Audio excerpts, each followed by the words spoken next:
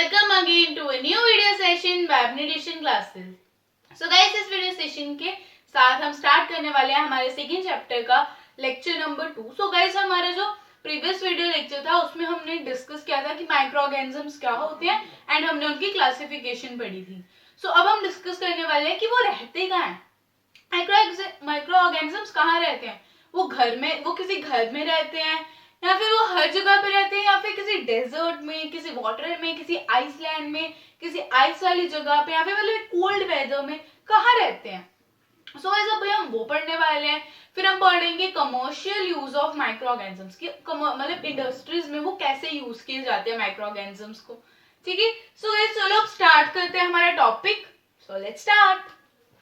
Where do microorganisms live? Microorganisms रहते कहाँ हैं? घर में झोपड़ी बना के, या किसी के घर में, या फिर हर जगह पे, या किसी डेजर्ट में, किसी ठंडी जगह पे, मतलब किसी कोल्ड वेदर जहाँ पे, या फिर स्प्रिंग में आते हैं, कहाँ पर रहते हैं वो।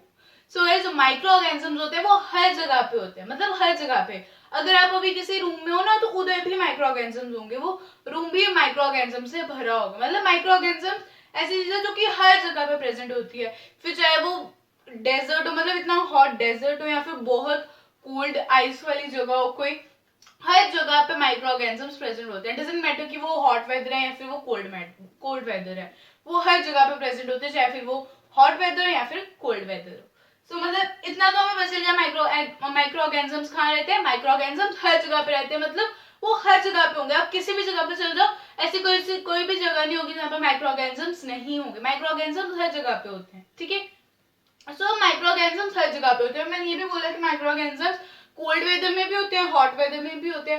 मतलब ये मैटर नहीं करता माइक्रो ऑर्गेनिजम्स के लिए कि कौन सा वेदर है, वो हर वेदर में होते हैं, मतलब हर जगह पे। फिर चाहे वो गर्म वेदर, मतलब कोई हॉट डेजर्ट हो या फिर कोई कोल्ड प्लेस हो, बिल्कुल। सो मतलब उनके लिए कोई मैटर नहीं करता कि कोई ठंडी जगह है, गर्म जगह है, मतलब वो कहीं पर भी रहते हैं, मतलब हर जगह पे।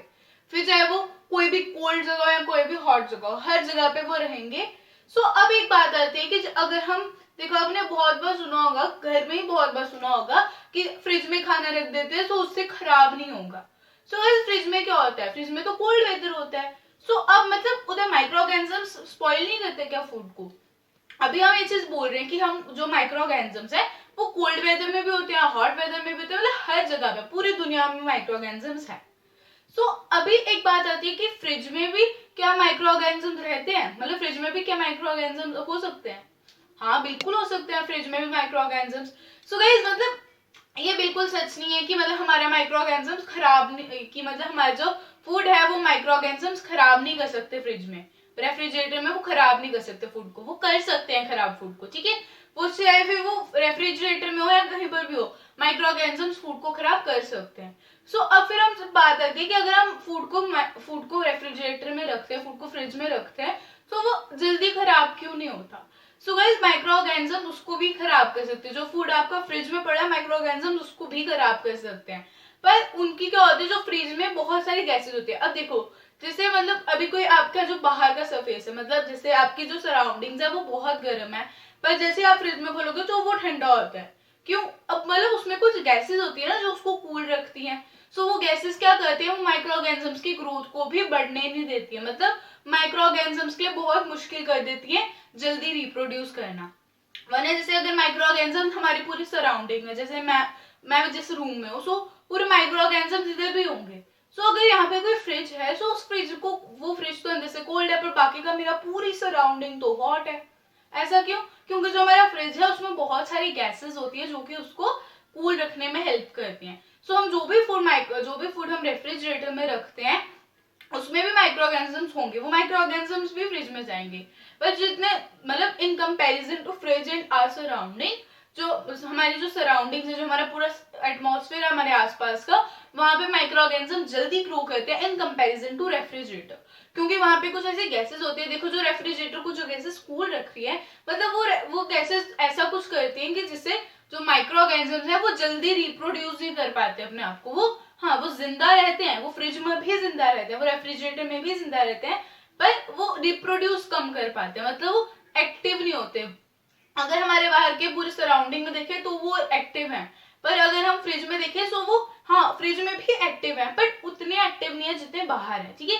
फ्रिज में वो लेस एक्टिव होते हैं, जिसके कारण वो जल्दी रिप्रोड्यूस नहीं कर पाते, इसलिए हमारा जो फूड है जो फ्रिज में हम रखते हैं वो स्पॉइल नहीं होता। पर अगर उसको भी हम 2 या 3 डेज से ज्यादा रखें, मतलब 3 to 4 डेज आप लेके चलो, अगर उससे हम ज्यादा रखें उस फूड को फ्रिज में, तो वो भी स्पॉइल हो जाएगा, क्योंकि माइक्रो ऑर्गेनिजम्स फ्रिज में भी रिप्रोड्यूस करते हैं, पर उनको थोड़ा सा टाइम लगता है फ्रिज में रिप्रोड्यूस करने के लिए। पर इसका मतलब ये नहीं है कि वो फ्रिज में रिप्रोड्यूस नहीं कर पाते हैं, वो फ्रिज में रिप्रोड्यूस करते हैं, पर वो थोड़ा सा टाइम लगता है उनको, क्योंकि जो फ्रिज की में जो गैस है जो कि फ्रिज को पूरा कूल कर रही है, वो कुछ ऐसा करती है कि जिससे माइक्रो ऑर्गेनिजम्स की जो ग्रोथ है वो मतलब वो धीरे धीरे होती है, वो रिप्रोड्यूस धीरे धीरे होते हैं, वो लेस एक्टिव हो जाते हैं, ठीक है। इसलिए फ्रिज में उनकी जो रिप्रोडक्शन है वो धीरे धीरे होती है, पर होती जरूर है। तो इसलिए अगर आप फ्रिज में भी अगर आप 3 से 4 दिन से ज्यादा रखोगे ना फूड, 3-4 दिन से अगर आप ज्यादा अपना फूड फ्रिज में रखते हो, तो वो भी खराब हो सकता है, क्योंकि माइक्रो ऑर्गेनिज्म उसको स्पॉइल कर ही देंगे, चाहे उनको थोड़ा सा टाइम लगेगा, चाहे थोड़ा टाइम ज्यादा लग जाएगा, पर लेकिन वो उसको भी स्पॉइल कर देंगे, क्योंकि वो फ्रिज में डेड नहीं होते, वो फ्रिज में भी लाइव होते हैं, वो फ्रिज में भी एक्टिव होते हैं, पर थोड़ा से लेस एक्टिव होते हैं, वो ज्यादा मतलब उतना ज्यादा जल्दी रिप्रोड्यूस नहीं कर पाते हैं जितना इन कंपेरिजन टू बाहर का एटमॉस्फेयर वो ज्यादा जल्दी रिप्रोड्यूस कर लेते हैं। पर लेकिन रेफ्रिजरेटर में वो बिल्कुल जल्दी रिप्रोड्यूस नहीं कर पाते, वो बहुत धीरे धीरे रिप्रोडक्शन होती है उनकी, इसलिए जो हमारा फूड है वो रेफ्रिजरेटर में स्पॉइल नहीं होता है। पर इसका मतलब नहीं है कि वो कभी भी स्पॉइल नहीं होगा फ्रिज में, वो स्पॉइल हो सकता है, वो फ्रिज में स्पॉइल हो सकता है, पर कब, जब मतलब आप उसको 3 to 4 डेज से ज्यादा रखो।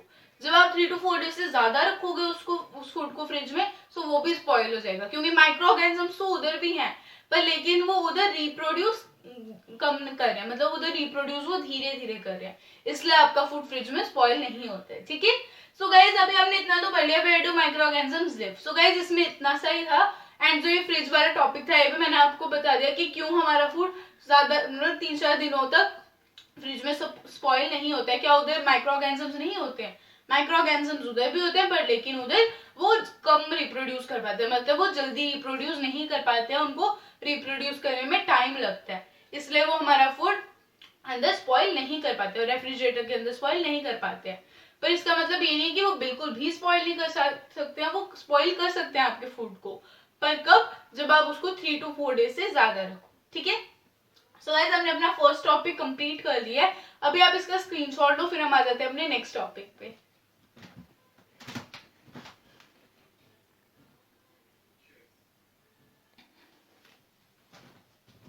सो गाइस चलो अब आ जाते हैं हम अपने सेकंड टॉपिक पे। सो गाइस हमारा सेकंड टॉपिक है microorganisms in us. So guys मैंने आपको बोला था कि हम commercial use of micro organisms पढ़ने वाले हैं। सो गाइस हम वो भी पढ़ेंगे इस वीडियो लेक्चर में, हमें 3 टॉपिक्स कवर करने थे। सो फर्स्ट टॉपिक वाज कि हमारा जो माइक्रो ऑर्गेनिजम्स है वो रहते कहाँ है, second is microorganisms in us, and third is commercial use of microorganisms. So previous video lecture में हमने 2 टॉपिक्स डिस्कस कर लिए थे, microorganisms and their classification. So अभी इस वीडियो लेक्चर में 3 डिस्कस कर लेते हैं। सो चलो अभी हमने एक टॉपिक तो डिस्कस कर ही लिया कि माइक्रो ऑर्गेनिजम्स रहते कहाँ हैं, क्योंकि माइक्रो ऑर्गेनिजम्स हर जगह पे रहते हैं, ठीक है। सो अब आ जाते हैं माइक्रो ऑर्गेनिजम्स एंड अस, ठीक है। सो इसमें हम क्या पढ़ने वाले हैं, फ्रेंडली माइक्रोब्स के बारे में। अब हमने ये तो सुना है कि माइक्रो ऑर्गेनिजम्स सिर्फ डिजीजेस करते हैं, बट कुछ माइक्रो ऑर्गेनिजम्स फूड आइटम्स बनाने में, मेडिसिन बनाने में, सॉइल की फर्टिलिटी को बढ़ाने में भी बहुत हेल्प करते हैं, ठीक है। सो गाइस जब फर्टिलिटी की बात आती है, तो जब मैंने आपको क्रॉप प्रोडक्शन मैनेजमेंट में मैन्योर पढ़ाया था, तो मैंने आपको बोला था कि जो मैन्योर होता है वो फ्रेंडली माइक्रोब्स को सॉइल में लाता है, एंड जो फ्रेंडली माइक्रोब्स होते हैं वो हेल्प करते हैं सॉइल को फर्टाइल बनाने में। सो इट मीन्स कि कुछ माइक्रो ऑर्गेनिजम्स फ्रेंडली भी होते हैं, मतलब हमारे दोस्त भी होते हैं, एंड कुछ माइक्रो ऑर्गेनिजम्स हमारे दुश्मन भी होते हैं, मतलब वो क्या करते हैं, जो दुश्मन होते हैं माइक्रो ऑर्गेनिजम्स वो हमें डिजीजेस करते हैं, वो बहुत ज्यादा हार्मफुल होते हैं, क्योंकि वो उनसे डिजीजेस होते हैं, ठीक है। सब जैसे कोरोना वायरस से देख लो, उससे कोविड-19, ठीक है, उससे कोरोना हो रहा है। सो मतलब वो क्या हमारे लिए हेल्पफुल है? नहीं, वो मतलब डिजीजेस कॉज कर रहा है, सो मतलब वो हार्मफुल है। पर जो जैसे लैक्टोबैसिलस की बात करें, सो वो तो फ्रेंडली है ना, क्योंकि वो हमें क्या हेल्प करते हैं, कर्ड बनाने में एंड चीज बनाने में हमारी हेल्प करता है। सो मतलब लैक्टोबैसिलस बैक्टीरिया तो अच्छा है और कोरोना वायरस बुरा है। क्यों? अब इन दोनों में फर्क क्या है, क्यों कोरोना वायरस हार्मफुल है हमारे लिए, एंड जो लैक्टोबैसिलस है वो हमें हेल्प कर रहा है कर्ड और चीज बनाने के लिए, एंड कर्ड और चीज दोनों ही बहुत ज्यादा हमारी हेल्थ के लिए बहुत ज्यादा अच्छे होते हैं, बहुत ज्यादा हेल्पफुल होते हैं हमारी हेल्थ के लिए, ठीक है। तो मतलब अब कुछ बैक्टीरिया अच्छे भी, मतलब कुछ माइक्रो ऑर्गेनिजम्स अच्छे भी होते हैं, कुछ माइक्रो ऑर्गेनिजम्स बुरे भी होते हैं। सो जो माइक्रो ऑर्गेनिजम्स अच्छे होते हैं वो हमें मेडिसिन बनाने में हेल्प करते हैं, कुछ फूड आइटम्स तैयार करने में हेल्प करते हैं, एंड वो क्या करते हैं, हमारी सॉइल की फर्टिलिटी को भी बढ़ाते हैं। अब सॉइल की फर्टिलिटी को कैसे बढ़ाते हैं, अब जैसे मैंने आपको बोला था कि मैन्योर कैसे बनते हैं, ऑर्गेनिक वेस्ट से। Organic waste in the sense human waste, animal waste, ठीक है। ह्यूमन वेस्ट में हम ये भी बोल सकते हैं कि वेजिटेबल पील्स, ठीक है, वो प्लांट्स में आ जाएगा ना, ठीक है। ऐसे हम बोल सकते हैं animals waste, human waste and plants के जो पील्स होते हैं, जो प्लांट के ड्राई लीव्स, ठीक है। अब प्लांट्स के peels in the sense vegetables peels, fruit peels, ठीक है। सो हम उनको फेंकते हैं ना, पर जब अगर उनको डीकम्पोज किया जाए सो वो मैन्योर बना सकते हैं। अब डीकम्पोज वो खुद तो नहीं होते ना। अब जैसे मैंने आपको बोला कि माइक्रो ऑर्गेनिजम्स हर जगह पे रहते हैं, सो जो कंपोस्ट पिट्स होते हैं जिनमें ये ऑर्गेनिक मैटर बनता है, ऑर्गेनिक मैन्योर बनता है, वहां पे भी तो माइक्रो ऑर्गेनिजम्स होंगे, पर वहां पे फ्रेंडली माइक्रो ऑर्गेनिजम्स होते हैं, एंड वो माइक्रो ऑर्गेनिजम्स क्या करते हैं, उस जो ऑर्गेनिक मैटर है उसको डीकम्पोज करने में हेल्प करते हैं। और इनको डीकम्पोज कौन करता है, बैक्टीरिया, ठीक है। बैक्टीरिया उनको डीकम्पोज करने में हेल्प करते हैं और एक ऑर्गेनिक मैन्योर बनाते हैं, जो कि हमारी सॉइल की फर्टिलिटी को बढ़ाने में बहुत ज्यादा हेल्प करता है। वो हमारी सॉइल की बहुत ज्यादा फर्टाइल बना देते हैं, ठीक है। सॉइल की फर्टिलिटी को बढ़ाने में बहुत ज्यादा हेल्प करता है हमारी, ठीक है। सो अब आ जाते हैं, हमने ये भी अब मतलब इससे तो पता चल जाते हैं कि माइक्रो ऑर्गेनिजम्स हमारी लाइफ में बहुत ज्यादा इंपॉर्टेंट होते हैं।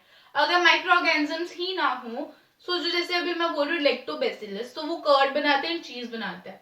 सो कर्ड इन चीज को बनाने के लिए लैक्टोबैसिलस की हेल्प चाहिए, लैक्टोबैसिलस जरूरी है। पर अब वो हो ही नहीं, वो बैक्टीरिया हो ही नहीं, तो ना ही हमें कर्ड मिलेगा ना ही चीज मिलेगा, ठीक है। सो इसके लिए मतलब वो जरूरी है। सो मतलब कुछ बैक्टीरिया, मतलब कुछ जो माइक्रो ऑर्गेनिजम्स है वो अच्छे भी होते हैं और कुछ बुरे भी होते हैं। जो बुरे होते हैं वो डिजीजेस करते हैं, और जो अच्छे होते हैं वो हमें फूड आइटम्स बनाने में, मेडिसिन बनाने में हेल्प करते हैं और सॉइल की फर्टिलिटी को भी बढ़ाते हैं। अब सॉइल की फर्टिलिटी को कैसे बढ़ाते हैं, बस जो हमारा ऑर्गेनिक मैटर है उसको डीकम्पोज करते हैं। उनको डीकम्पोज कौन करते हैं, माइक्रो ऑर्गेनिजम्स। और माइक्रो ऑर्गेनिजम्स में भी कौन सी टाइप, बैक्टीरिया। बैक्टीरिया उनको डीकम्पोज करते हैं और फिर उनका एक ऑर्गेनिक मैन्योर बनाते हैं, जो कि हमारी सॉइल के लिए बहुत ज्यादा अच्छा होता है, बहुत ज्यादा हेल्पफुल होते हैं, ठीक है। वो सॉइल की फर्टिलिटी को बहुत ज्यादा बढ़ा देते हैं। फिर आ जाता है some microbes are beneficial and some of them cause disease. ये बात तो मैंने आपको बता दी कि कुछ अच्छे होते हैं एंड कुछ डिजीजेस करते हैं। फिर आ जाता है they are used in preparation of curd, cheese and bread. So guys अब ब्रेड बनाने के लिए ईस्ट की जरूरत होती है, ठीक है। और ईस्ट भी एक माइक्रो ऑर्गेनिज्म है, ठीक है। ब्रेड बनाने के लिए किसकी जरूरत होती है, ईस्ट की, और ईस्ट भी एक माइक्रो ऑर्गेनिज्म है। सो अब अगर आप घर में भी देखो ना, तो घर में भी हम बहुत सारी चीजों में ईस्ट डालते हैं, ताकि वो मतलब उसके डो को थोड़ा सा फ्लफी बनाने के लिए भी हम बहुत बार किसी भी चीज के डो को थोड़ा सा फ्लफी बनाने के लिए हम ईस्ट भी डालते हैं। नहीं गाइस, चपाती के डो में नहीं डलता ईस्ट। मतलब जैसे हम कुछ कुछ ना कुछ भी ऐसे हम कहते हैं ना कि हम कुछ डिशेस बनाते हैं, ऑयली डिशेस, वैसे चीजें बनाते हैं। सो हम कहते हैं जब किसी भी चीज का डो बनाते हैं, जैसे मैदे से हम कोई डो बनाते हैं, तो उसमें भी हम बहुत बार ईस्ट डालते हैं ताकि वो थोड़ा सा फ्लफी बन जाए। जैसे जो पिज्जा बेस होता है उसको बनाने के लिए भी हम थोड़ा सा ईस्ट का यूज करते हैं, ताकि वो थोड़ा सा राइज अप हो जाता है, थोड़ा सा वो फ्लफी भी हो जाता है, ठीक है। सो उन सब चीजों में भी ईस्ट का जरूरत होती है, ईस्ट ब्रेड बनाने में भी बहुत ज्यादा हेल्प करते हैं, ठीक है। और फिर जो कर्ड एंड चीज की बात करें, सो उनमें लेक्टोबैसिलस होता है। देखो अगर हम दूध में थोड़ा सा लेक्टोबैसिलस डालें, मतलब ये नहीं कि लेक्टोबैसिलस बैक्टीरिया को डाले, मतलब देखो जैसे हम कहते हैं ना कि अगर कर्ड में लेक्टोबैसिलस हो, सो मतलब अगर किसी मिल्क में लेक्टोबैसिलस हो तो ही वो कर्ड में कन्वर्ट हो सकता है, क्योंकि जो लेक्टोबैसिलस बैक्टीरिया है वो मिल्क में मल्टीप्लाई होता जाता है, मिल्क में वो रिप्रोड्यूस करता जाता है और उसको सेट कर देता है, कर्ड बना देता है, ठीक है। एंड चीज में भी लेक्टोबैसिलस यूज किया जाता है, ठीक है। फिर आ जाता है some also helps to make manure. वो मैंने आपको बता दिया, ऑर्गेनिक मैटर को डीकम्पोज करते हैं और डीकम्पोज करने के बाद उसको एक ऑर्गेनिक मैन्योर में कन्वर्ट कर देते हैं, ठीक है। सो गाइस माइक्रो ऑर्गेनिज्म ने में इतना ही था। सो अब हम आ जाते हैं commercial use of micro organisms में। तो अभी आप ले लो उसका स्क्रीनशॉट। एंड गाइज अगर आपको वीडियो पसंद आ रही है तो लाइक कर दो। एंड गाइज अगर आपने अभी तक मेरे चैनल को सब्सक्राइब नहीं किया, so guys please do subscribe to our channel and bell icon को प्रेस करना बिल्कुल भी मत भूलना।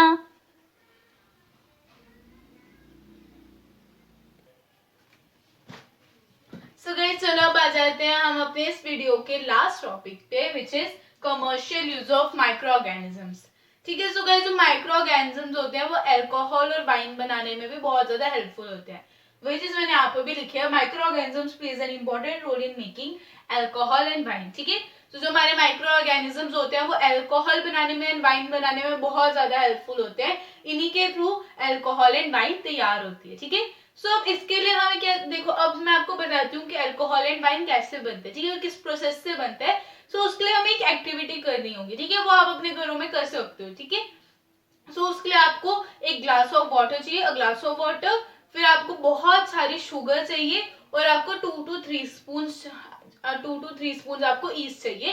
ड्राई ईस्ट आपको मार्केट में मिल जाएगा। ठीक है, कुछ जिनके घर में होगा उनको तो घर से ही मिल जाएगा, जिनके घर में नहीं होगा मार्केट्स में अवेलेबल होता है ईस्ट, आप वहां से भी ले सकते हो। ठीक है, सो आपको क्या करना है, आपको पानी का ग्लास लेना है, आपको उसमें क्या करना है, बहुत सारी शुगर मिला देनी है, बहुत सारी चीनी आपको मिला देनी है उसमें।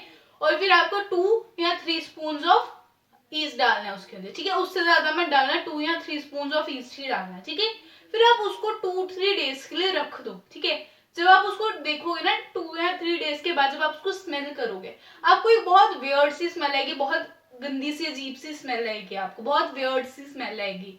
सो वो स्मेल पता है किसकी होगी, बताऊं किसकी होगी वो स्मेल होगी अल्कोहल की। जो ईस्ट है उसने क्या किया, शुगर को कन्वर्ट कर दिया अल्कोहल में। अगर आपको मेरे ऊपर बिलीव नहीं है, so you can try this activity. ठीक है, सो आपको खुद बिलीव हो जाएगा जब आप इस एक्टिविटी को ट्राई करोगे।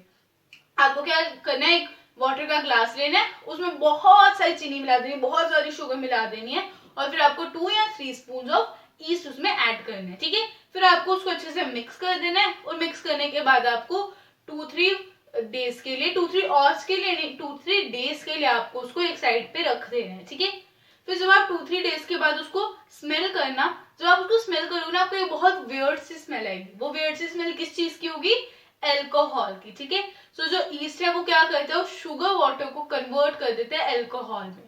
शुगर वाटर क्या मतलब, जब आप वाटर में शुगर मिला देते हो तो शुगर वाटर बन गया आपका। ठीक है, सो मतलब उसमें जब उसमें आप ईस्ट डालते हो, सो जो ईस्ट है वो शुगर वाटर को कन्वर्ट कर देता है अल्कोहल में, और इसी प्रोसेस को बोलते हैं फर्मेंटेशन। जब ईस्ट हेल्प करता है हमें शुगर को कन्वर्ट करने में अल्कोहल में, सो उस चीज को, उस प्रोसेस को बोलते हैं fermentation.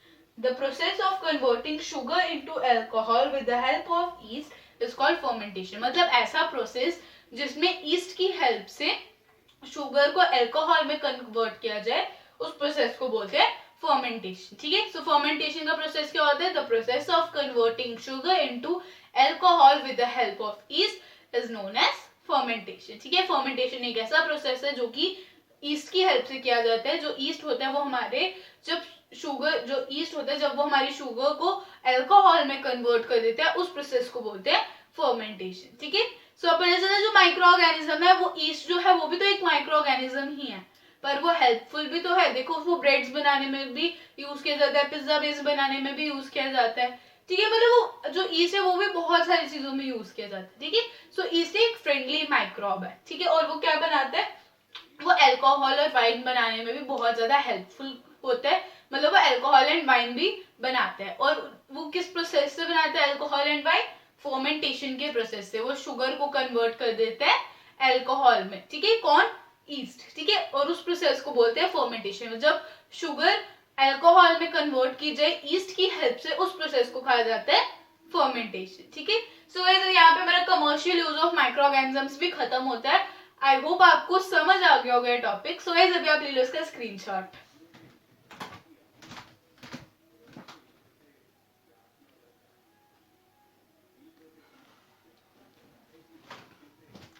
So guys, that's all for this video lecture. I hope you liked this video lecture. So guys, अगर आपको पसंद आया तो लाइक कर दो, चैनल को सब्सक्राइब नहीं किया so guys please do subscribe to our channel. Bell icon को प्रेस करना बिल्कुल भी मत भूलना, क्योंकि बेल आइकन के थ्रू आपको सारी नोटिफिकेशंस टाइम पे मिल जाएंगी। एंड गाइस अगर आपको कोई भी डाउट है तो do comment in the comments below. And guys I will meet in my next video. Till then take care, stay home, stay safe, bye guys.